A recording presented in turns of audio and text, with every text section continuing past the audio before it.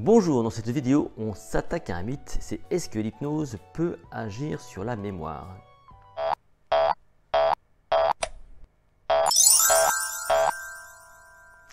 Je vous rappelle que vous retrouvez tout mon travail sur mon site https://lessecrets.com sur lequel vous pouvez d'ailleurs télécharger une formation complète sur l'art de la mémoire. C'est gratuit, il suffit juste de vous inscrire. Vous pouvez liker cette vidéo, la partager, vous pouvez vous abonner à la chaîne YouTube et activer les notifications. Le mythe, c'est celui-ci.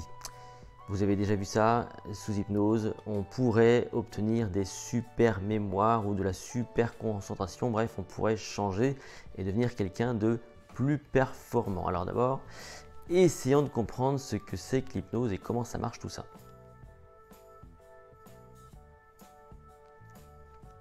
Vous l'avez déjà vu ça, à la télévision, sous hypnose, on permet à des personnes de retrouver des souvenirs enfouis, ou dans le cadre de témoignages, on permet aux personnes de faire ressurgir des informations qu'ils ont peut-être perçues mais qu'ils ont plus ou moins enfouies, et donc on arrive à avoir des choses très, très précises.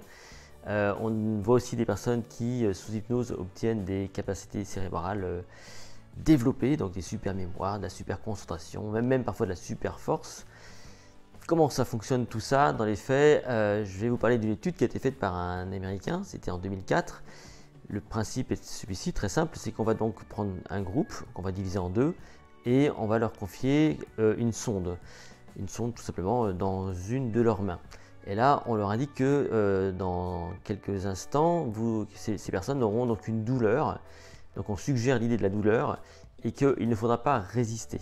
Dans les faits, il y a une partie du groupe qui va recevoir une sonde qui effectivement va se mettre à chauffer jusqu'à plus de 48 degrés, donc devenir chaude, relativement chaude, et l'autre groupe absolument pas.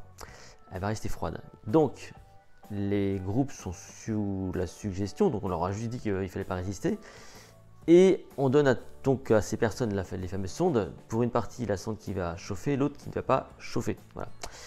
Et qu'est-ce qu'on remarque? Eh bien, à bout d'un moment, donc les gens qui ont la sonde qui brûle, ils vont la lâcher, et ceux qui ont la sonde froide vont également la lâcher, sans doute sous l'influence du premier groupe. Et c'est là qu'on parle donc à ce moment-là de phénomènes hypnotiques qui ont été suggestionnés. Mais ce qui est intéressant, si vous voulez, c'est que quand on mesure l'activité cérébrale les uns et les autres, on remarque que c'est la même activité cérébrale. Que ce soit dans le groupe où il y a eu la sonde chaude et donc il y a une réaction de rejet de la sonde, et l'autre groupe où la sonde était froide littéralement, eh bien l'activité cérébrale était la même. Donc l'hypnose ça marche. La question c'est de savoir maintenant est-ce que ça pourrait influencer la mémorisation, l'apprentissage, les capacités cognitives, oui ou non. Alors on va voir qu'effectivement c'est pas tout à fait exact, ça marche pas exactement comme ça.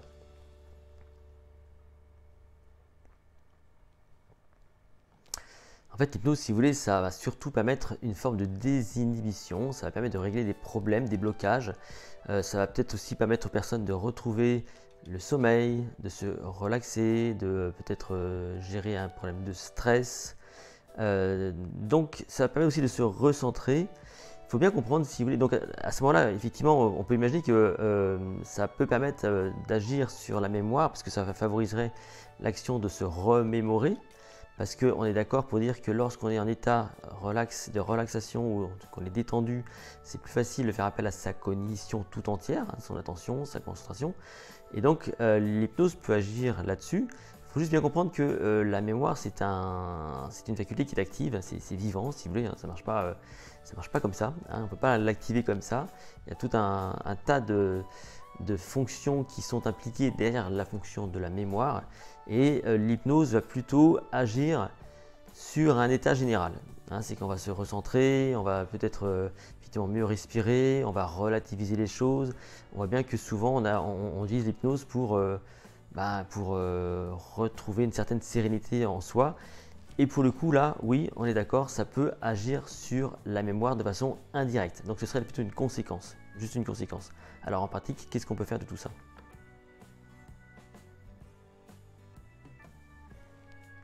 D'abord, il faut bien comprendre que l'hypnose favorise grandement l'imagination, l'imaginaire. C'est ça la grande leçon de toutes les études qui ont été faites. Ce qui veut dire que vous n'allez pas forcément utiliser l'hypnose pour faire se remémorer des choses passées. Parce que là, vous êtes face à un autre problème, c'est celui des faux souvenirs. Faux souvenirs qui fait l'objet d'une autre vidéo. Donc, en fait, l'hypnose va plutôt favoriser l'oubli. Et ça, c'est important. L'oubli du stress, l'oubli des problèmes, l'oubli de je ne sais quoi, qui va peut-être une meilleure relaxation, une meilleure détente. On va peut-être être plus à l'aise grâce à ces outils-là, donc on va être plus détendu, peut-être qu'on a une meilleure confiance en soi. Et c'est ce qui va donc permettre peut-être aussi à terme un recadrage. On va se recadrer, on va attirer l'attention, parce que l'hypnose, ça sert aussi à attirer l'attention sur des éléments peut-être positifs et faire oublier des éléments négatifs. C'est ce qu'on retrouve notamment dans des thérapies comme la programmation neurolinguistique. Quand on parle de recadrage, si vous voulez, eh bien, on ne fait qu'attirer l'attention sur des éléments positifs et on diminue la charge émotionnelle de l'élément négatif.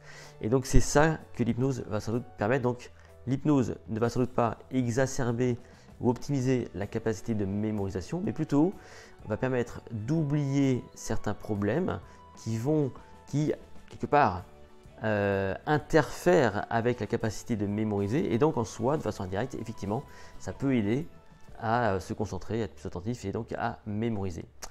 Si cette vidéo vous a plu, n'hésitez pas donc à la liker, à la partager, n'hésitez pas à vous abonner à la chaîne YouTube. Retrouvez-moi sur mon site https://lessecrets.com et profitez de la formation qui est gratuite. Il y a un lien quelque part qui doit être par là. Quant à nous, donc, on se retrouve dans une toute prochaine vidéo.